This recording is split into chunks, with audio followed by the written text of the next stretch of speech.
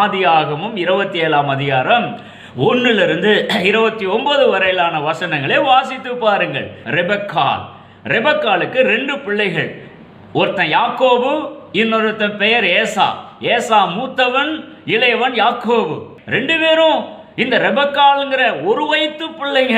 ஆனா என்னமோ தெரியல, இந்த தாயாக இருக்கிற ரெபக்காளுக்கு யாக்கோபு தன்னுடைய கணவனிடத்திலிருந்து, ஈசாக்கினிடத்திலிருந்து அந்த முதல் தரமான ஆசீர்வாதங்களை தன்னுடைய இளைய மகன் யாக்கோபு பெற்றிட வேண்டும் அப்படிங்கிற ஒரு முயற்சியில் ஈடுபடுகிறாள் அந்த ரெபக்காள். 2 பிள்ளைங்க, 2 பிள்ளைங்களும் ஈக்குவலா ஆசீர்வதிக்கப்பட்ட எவ்வளவு நல்லா இருக்கும். அப்படிதானே அந்த ரெபக்காள் நினைக்கணும். ஆனா அப்படி நினைக்க மாட்டேங்கிறா பாருங்க.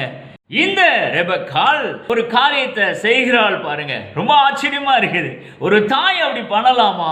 பண்ணவே கூடாதுங்க, இல்லையா?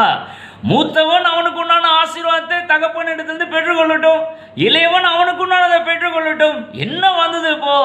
ஆனா இளையவன் மூத்தவனுடைய ஆசீர்வாதத்தை பெற்றுக்கொள்ளணும் அப்படின்னு இவள் யோசிக்கிறாள். அப்படி யோசிக்கலாமா?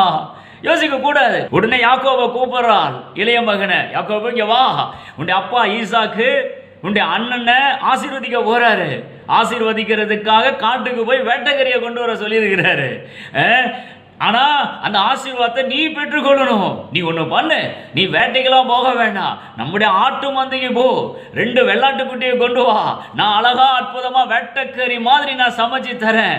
அதை கொண்டு போய் உன்னுடைய அப்பா ஈசா கிட்டத்துல கொடுத்து, நான் தான் ஏசா அப்படின்னு சொல்லி கறியை கொடுத்து சாப்பிட வச்சு உன்னுடைய அண்ணங்காரனுக்கு வந்து சேர வேண்டிய ஆசீர்வாதத்தை நீ பெற்றுக்கொள் அப்படின்னு ஒரு பிளான இளைய மகன் யாக்கோபின் இடத்துல சொல்லுகிறாள் இந்த தாய். ஒரு தாய் அப்படி பண்ணலாமா? பண்ணக்கூடாது அல்லவா?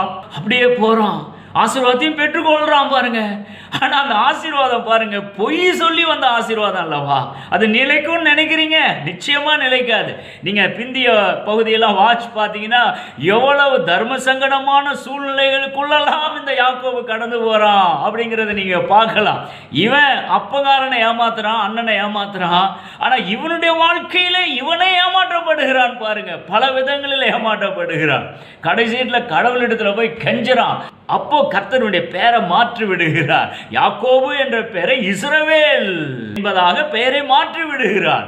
அதுக்கப்புறம் தான் அவனுக்கு வர வேண்டிய ஆசீர்வாதங்கள் எல்லாம் பரத்திலிருந்து கர்த்தர் கொடுக்கிறாரு. அப்போ இந்த இடத்துல பார்த்தீங்கன்னா ரெபக்காள் எவ்வளவு கபடோடு தன்னுடைய காரியத்தை செய்கிறாள் பாருங்க. அதுதான் நம்ம கூர்ந்து கவனிக்கணும்.